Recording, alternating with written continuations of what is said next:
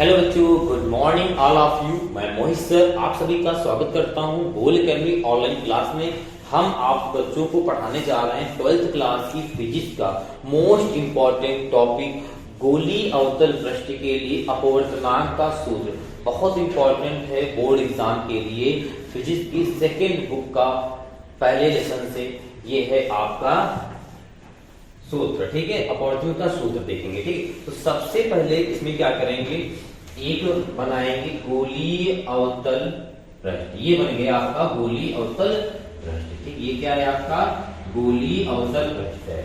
नाम दे देते हैं, जैसे ये एस, यहाँ पे दे दीजिएगा एस डैश है, ओके। अब देखो यहाँ पे पृष्ठ है, एक इधर पृष्ठ है, एक इधर पृष्ठ है। हमने मान लिया इस साइड क्या है आपकी वायु, क्या है हवा, वायु। इधर क्या है, इधर है आपका कांच, क्या है कांच। इधर आप इस साइड बना दीजिए आप कांच, ओके। ये इस साइड आपकी कांच है, ओके।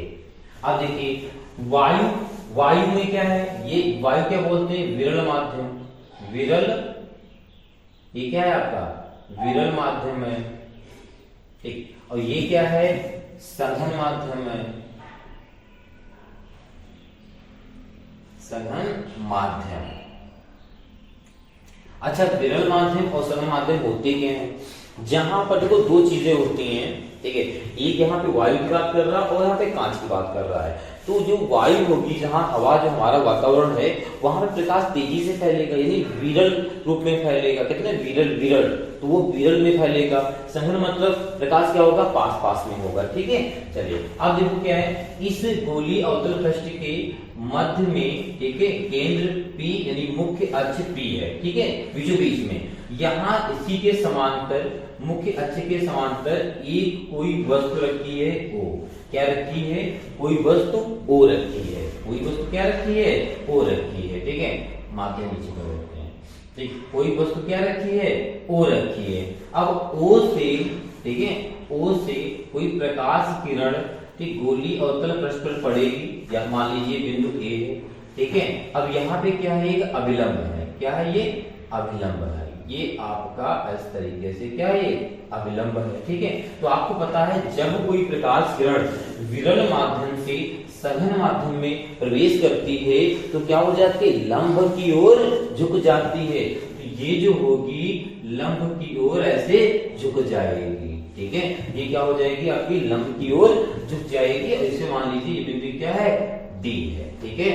ये क्या बिंदु है, ये बिंदु आपका B हो जाएगा, ओके।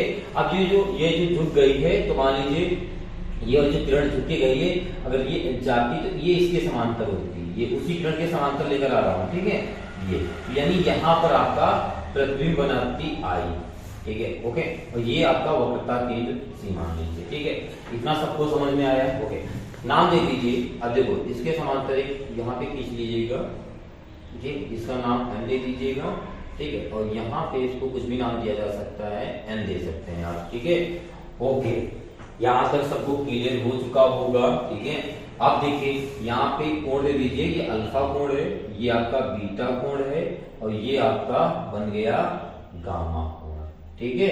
ये बन गया गामा कोण। चित्र समझ में आया। अब देखिए चित्र की लैंग्वेज लिखेंगे कैसे। तो देखो सबसे पहले लिखेंगे क्या, देखो यहाँ पे लिखा हुआ, आप लोग यहाँ पे देखते जाइएगा, तो हम आपको डायग्राम से बताते जा रहे हैं। तो सबसे पहले आप लिखेंगे माना एस, एस डैश, ठीक है। और ये P क्या है, एक गोलीय अवतल पृष्ठ है, क्या माना एस P एस डैश एक गोलीय अवतल पृष्ठ है जो निरपेक्ष अपवर्तनांक, यहाँ पे ये जो अपवर्तनांक है ये N1 है, ठीक है।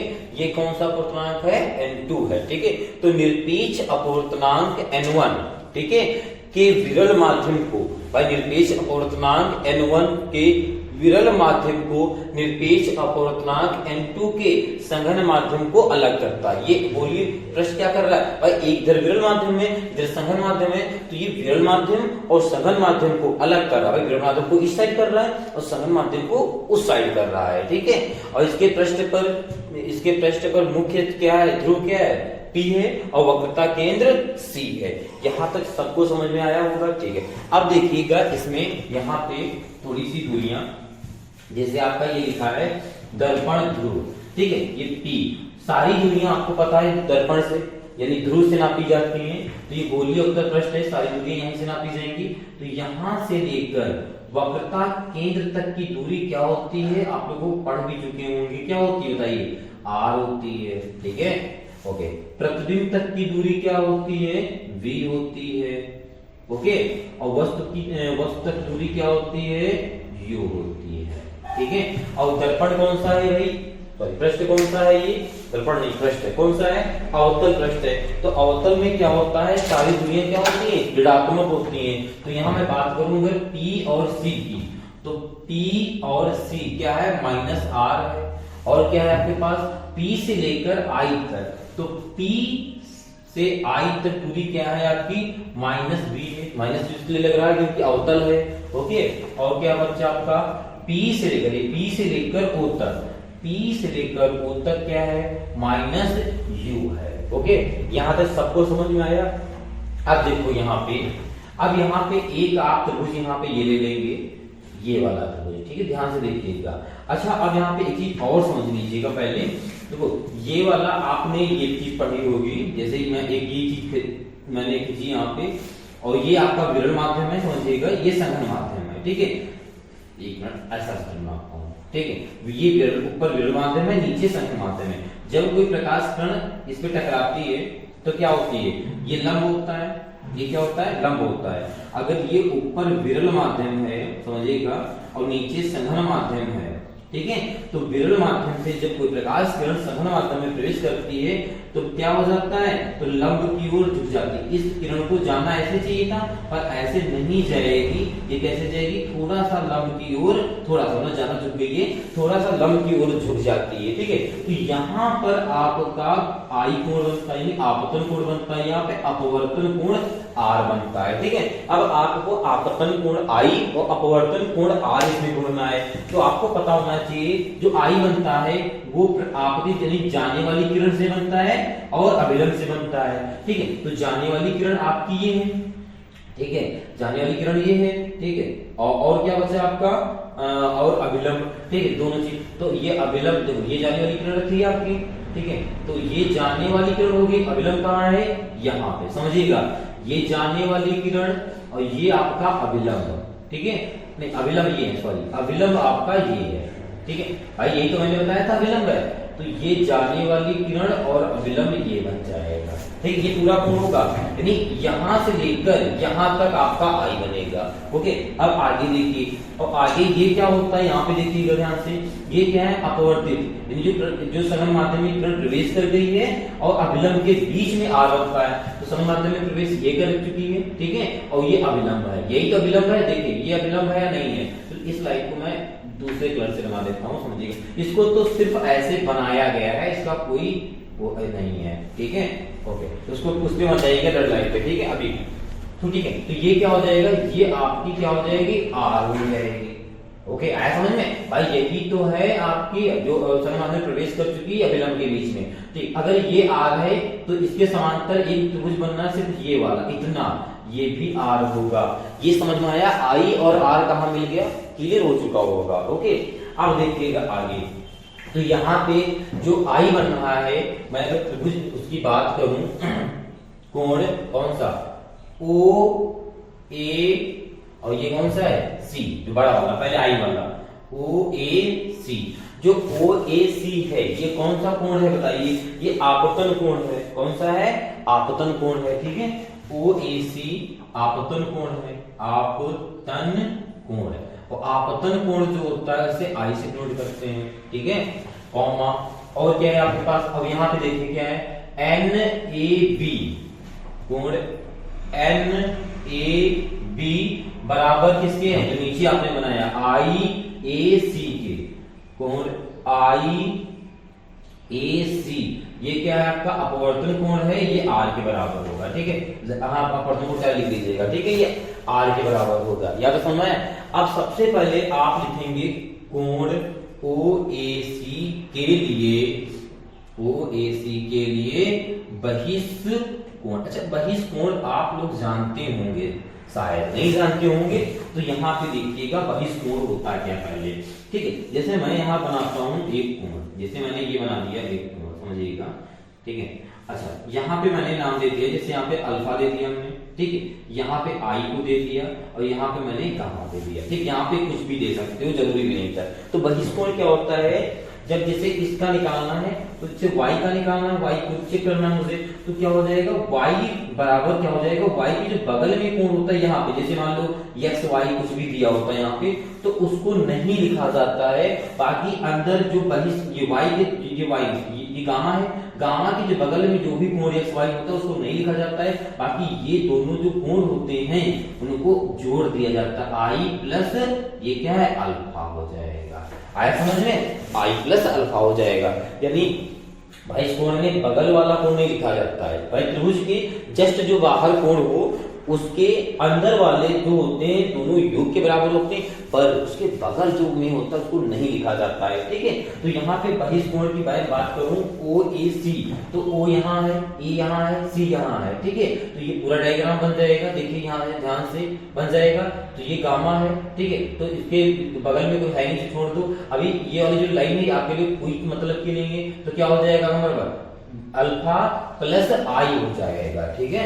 क्या हो जाएगा आपका अल्फा, देखो गामा बराबर क्या हो जाएगा, अल्फा प्लस ऊपर जो है आई हो जाएगा, ठीक है। इतना समझ में आया सबको, ठीक है। अब यहां से आई निकाल लेंगे तो क्या हो जाएगा, गामा अल्फा इधर आएगा तो माइनस का बराबर में आई, इससे समीकरण फर्स्ट मान लेंगे, ठीक है। अब दूसरा क्या है, आर, आर कौन से ट्रायंगल में बनना है, आई ए सी में बनना है, ठीक है। लिखेंगे कोण IAC के लिए, IAC के लिए बहिष, ठीक है, बहिष्कोण, IAC के लिए बहिष्कोण, ठीक है।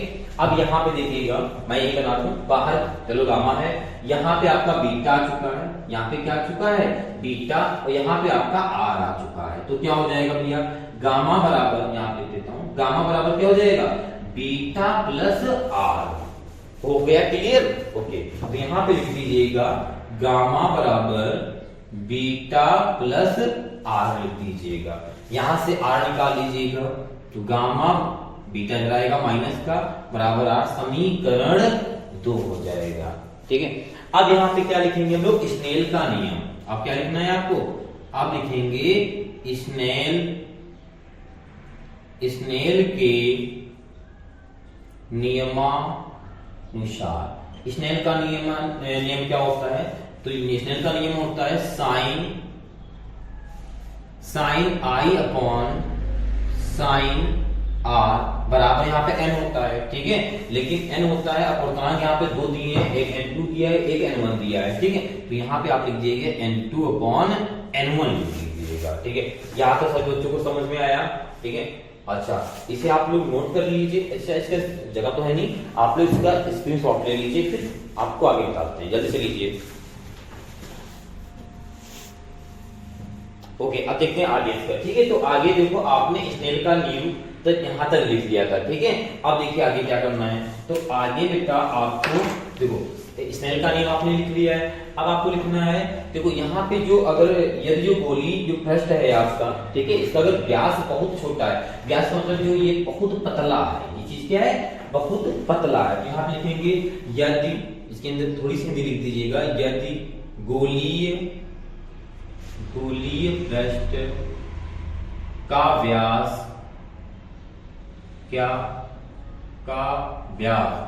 बहुत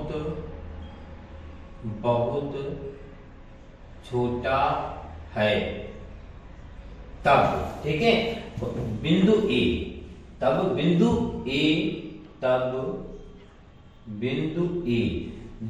ए, ध्रुव P के क्या होगा, समीप होगा, ठीक है।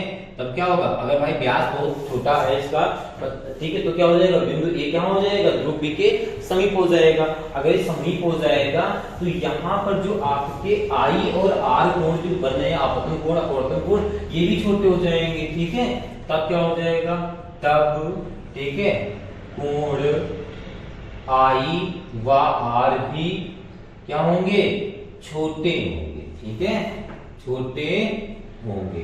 अगर ये I और R भी छोटे होंगे तो यहाँ पे जो आपने जो साइन I है वो I के बराबर होगा, और जो भैया आपका साइन R है वो R के बराबर होगा। इतना समझ में आया।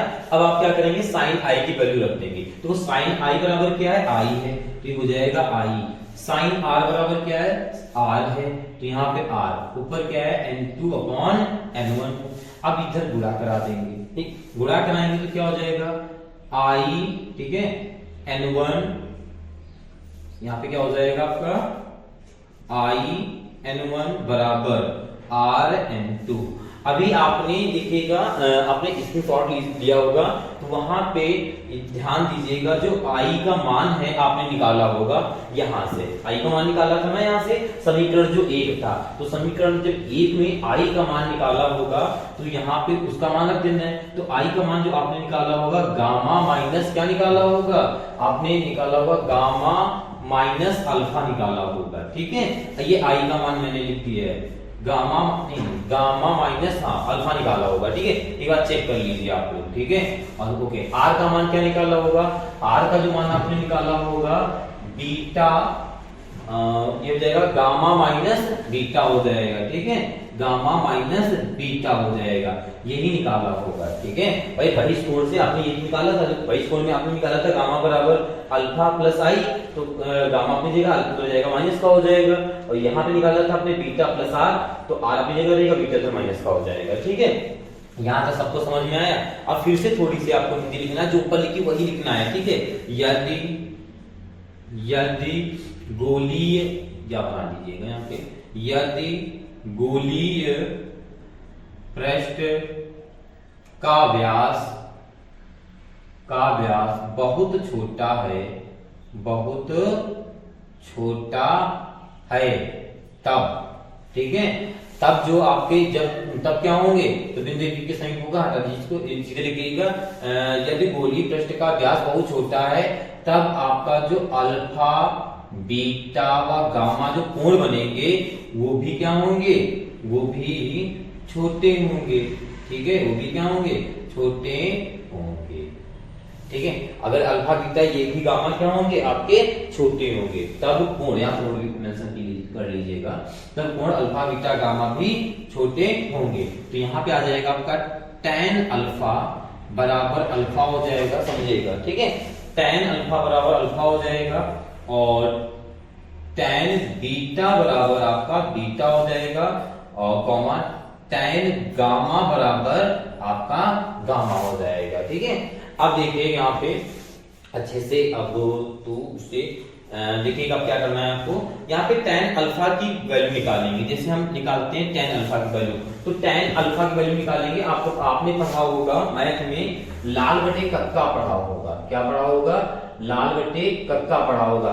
तो tan क्या होता है, लंब बटे आधार होता है, तो लंब आपका ये है, तो लंब आप मान लीजिए h है, ठीक है, ऊंचाई कुछ भी मान सकते हैं, कुछ भी मान सकते हैं, यहाँ पे जरूरी नहीं h ही माने, ठीक है। लंब आपका ये h है, ठीक है, और देखिए यहाँ पे, और ये आपके आधार दिए हुए हैं, ठीक है। तो जो tan अल्फा होगा, यहाँ पे मैं अगर tan अल्फा की बात करूं तो बताइए tan अल्फा बराबर क्या होगा, तो tan अल्फा लंब में क्या है आपका am है, तो am हो जाएगा अपॉन में, ठीक है, अल्फा यहाँ से ले रहे हैं तो अल्फा से लेकर यहाँ तक p तक लिया जाएगा ना भाई, तो यहाँ तक दूरी क्या है आपकी m ले लीजिए, देखो m से नापी जाएगी दूरी, ठीक है, तो नीचे क्या हो जाएगा आपका u हो जाएगा, ठीक भाई, वो अल्फा से लेकर यहाँ तक दर्पण तक दूरी क्या है u, और तब में इधर रखते हैं माइनस, तो माइनस u हो जाएगा, और am की वैल्यू आपकी h है, सीधे h लिख लीजिए, ज्यादा लिखना नहीं पड़ेगा, ठीक है। तो h अपॉन क्या हो जाएगा, माइनस का u हो जाएगा। इसी तरीके में अगर tan बीटा की बात करूं तो tan भी बीटा क्या हो जाएगा, बीटा ये है आपका, तो h लंब आपका h ही रहेगा, और नीचे आधार में क्या हो जाएगा, आधार में I से क्या दूरी होती है, b होती है, तो यहाँ पे हो जाएगी माइनस की b, और फिर क्या किसकी बात करूं, tan गामा की क्या हो जाएगा, लंब और आधार बदल रहा है, बाकी देखो लंब नहीं बदल रहा, लंब वही h ही है, ठीक है, तो आधार इसके लिए क्या हो जाएगा, गामा के लिए r हो जाएगा, यानी माइनस r हो जाएगा, ठीक है। इतना समझ में आया। अब मुझे लग रहा है डायग्राम की जरूरत नहीं है, तो मैं आपको डायग्राम इरेज कर दे रहा हूं, ठीक है, आपको आगे प्रूविंग समझाने के लिए, ठीक है। अब देखिएगा यहाँ पे आगे क्या करना है, तो आगे आपको करना है, ये जो आपने वैल्यू निकाल ली है, जैसे tan अल्फा बराबर ये है, तो अल्फा बराबर अगर tan है तो ये अल्फा की भी वैल्यू होगी, ये बीटा की वैल्यू होगी, ये किसकी वैल्यू होगी, गामा की वैल्यू होगी, और आप यहाँ पे रख देंगे गामा। ये गामा की वैल्यू क्या है, यहाँ पे रखिएगा आप लोग, ये गामा की वैल्यू आपने निकाली h/-r, तो लिखेंगे h/-r लिखेंगे, ठीक है। और फिर क्या है, माइनस लगाएंगे, ओके। अल्फा की वैल्यू क्या है, h/-u, यहाँ पे लिखेंगे h/-u, ब्रैकेट को बंद कर देंगे, और क्या लिखा है यहाँ पे, n नहीं लिखा गया क्या भाई, यहाँ पे n1 होगा, ठीक है, यहाँ पे ये वाला n1 होगा, ठीक है। तो यहाँ पे हो जाएगा ये आपका n1 बराबर, ठीक है। अब आगे आ जाएंगे, यहाँ पे ये गामा है, गामा की वैल्यू क्या है, फिर से लिखिए h/-r है, ओके, माइनस लगा है। फिर क्या है, बीटा की वैल्यू क्या है, h/v, तो यहाँ लिखेंगे h/-v, बाहर क्या लिखा है, n2 लिखा हुआ है, ठीक है। यहाँ सबको समझ में आया। अब हम लोग क्या करेंगे, n1 का अंदर गुणा करा देंगे। देखो पहले क्या करेंगे, h को बाहर कॉमन ले लो, पहले h को बाहर कॉमन लो, तो 1/-r, माइनस क्या हो जाएगा, प्लस का प्लस हो जाएगा, और 1/u बचेगा, ठीक है। और ये n1 बाहर है बराबर, यहाँ से h को कॉमन ले लेंगे, ठीक है। तो -1/r, माइनस फिर से प्लस हो जाएगा, और ये हो जाएगा 1/v, ये v है, ठीक है। और ये हो जाएगा आपका n2, h से आपका h कट जाएगा, ठीक है। अब n1 का अंदर गुणा करा दो, तो क्या हो जाएगा, यहाँ पे n1/, ये माइनस को ऊपर लिख सकते हो, n1/-r, और प्लस का 1/u, और 1 की जगह पे आपको गुणा कराओगे तो n1 आ रहा है, ठीक है। और बराबर में यहाँ पे गुणा कराएंगे, माइनस का n2/r, और प्लस का n2/v, ओके। यहाँ तक समझ में आया। अब जो r है, r को एक पास कर लो, बाकी को एक पास कर लो। r कहाँ पे है, यहाँ पे है, यहाँ पे है, ठीक है। तो इसको इस साइड ले लो, तो क्या हो जाएगा, प्लस का हो जाएगा n2/r, ठीक है, n2/r, और ये यही रहेगा, तो क्या हो जाएगा, माइनस का ही रहेगा, n1/r हो जाएगा बराबर, ये अपनी जगह है, क्या अपनी जगह है, n2/v, ये उधर जाएगा, तो माइनस का हो जाएगा n1/u हो जाएगा, ठीक है। यहाँ तक सबको समझ में आया कि अच्छे से क्लियर हो गया है। यहाँ पे आप देखो क्या करते हैं, यहाँ पे n1 से पूरे समीकरण में भाग कर देना है आपको, ठीक है, n1 से पूरे समीकरण में भाग कर देना है। तो यहाँ पे भाग करोगे तो क्या हो जाएगा, n2/n1, ठीक है, माइनस n1/n1, ठीक है। और नीचे जो लिखा है, जैसे यहाँ पे r लिखा है और यहाँ पे r लिखा है, एलसीएम ले लेना चाहिए, ओके। अब आगे देखिए, यहाँ पे हो जाएगा n2/n1, और ये हो जाएगा v माइनस n1/n1 और बटे में u, ठीक है। ये कट जाएगा, यहाँ से ये कट जाएगा, ठीक है। अब देखो आपको मैं बता दूं, यहाँ पे नीचे लिख दीजिएगा, कहाँ गया, क्योंकि जो n2/n1 होता है वो किसके बराबर होता है, n के बराबर। तो जहां पे आपको n2/n1 दिख रहा है, वहां पे क्या लिख देंगे आप, n लिख देंगे, तो यहाँ पे हो जाएगा n, तो नीचे हो जाएगा आपका ये r, ठीक है। यहाँ पे 1 बचा, 1/r, ओके, थोड़ा सा नीचे लिख लें क्योंकि वो आएगा नहीं है। यहाँ पे हो जाएगा n, और नीचे हो जाएगा आपका ये r, माइनस यहाँ 1, ये नीचे r बराबर, यहाँ फिर से n हो जाएगा, और यहाँ पे आपका v हो जाएगा, माइनस 1/u हो जाएगा, ठीक है ना, समझ में। यहाँ पे r 2 बार है, तो यहाँ पे लासा ले लोगे तो आपका r मिल जाएगा, ये हो जाएगा n-1 बराबर में n/v माइनस 1/u, ठीक। यही हो जाएगा गोली अवतल पृष्ठ के लिए अपवर्तन का सूत्र, ओके। सभी बच्चों को बहुत बेहतरीन ढंग से समझ में आया होगा, और आप लोग इसे नोट करेंगे, और देखो नोट करने के बाद एक बार प्रैक्टिस जरूर करेंगे। जब तक आप प्रैक्टिस नहीं करेंगे, देखो आप पूरी क्लास को देख लेंगे, ठीक है, अच्छी बात है, बहुत अच्छी बात है आपके लिए, आपको लगेगा मुझे समझ में आ गया है, ये भी अच्छी बात है। लेकिन जब तक आप प्रैक्टिस नहीं करेंगे, तब तक आपके अंदर वो कॉन्फिडेंस नहीं आएगा प्रूविंग करने का, ठीक है। तो कॉन्फिडेंस होना चाहिए आपके अंदर, ठीक है। तो आपसे एक बार प्रैक्टिस जरूर करेंगे, ओके। देखो आपको संघर्ष तो करना पड़ेगा पढ़ाई के लिए, ठीक है, ओके। देखो चाहे फिल्म हो, चाहे कहानी हो, या कथा हो, या रियल लाइफ हो, संघर्ष हमेशा हीरो के ही लाइफ में होता है। आप फिल्म देखते हैं, कहानी सुनते हैं, तो सबसे अच्छा आपको उसका कैरेक्टर लगता है जो अपने लाइफ में अपने कर्तव्यों के लिए, अपने हक के लिए लड़ रहा होता है। अब भाई फिल्म देखते हैं, उसमें एक्टर जो होता है, हीरो होता है जो, वो हमेशा देखा होगा अपने संघर्ष कर रहा होता है, अपने हक के लिए लड़ रहा होता है, अपने कर्तव्यों के लिए लड़ रहा होता है, तो आपको वो लाइफ बहुत अच्छी लगती है। तो आपका भी तो कर्तव्य है, आप भी अपने हक के लिए लड़िए। आपका कर्तव्य क्या है? आप एक स्टूडेंट हैं, यानी आप विद्यार्थी हैं। विद्यार्थी की लाइफ में क्या होता है? एजुकेशन, यानी पढ़ाई करना। तो आप भी पढ़ाई कीजिए। जब आप अच्छे से पढ़ाई करेंगे तो आप भी अपने लिए, अपने मम्मी पापा के लिए और सबके लिए एक हीरो बन जाएंगे, क्योंकि जो संघर्ष करता है वही असली हीरो होता है और वही इंसान ज्यादा सक्सेस होता है। ठीक है, तो संघर्ष कीजिए। ठंडी आ चुकी है, रजैया फिर उतने में आलस आता होगा, लेकिन आपको संघर्ष करना पड़ेगा। ठीक है, क्योंकि बोर्ड एग्जाम पास में आ चुके हैं। ओके, आज के लिए इतना ही। मिलते हैं कल की क्लास में नेक्स्ट नए टॉपिक के साथ। सब बच्चों से आज के लिए इतना ही और जय हिंद।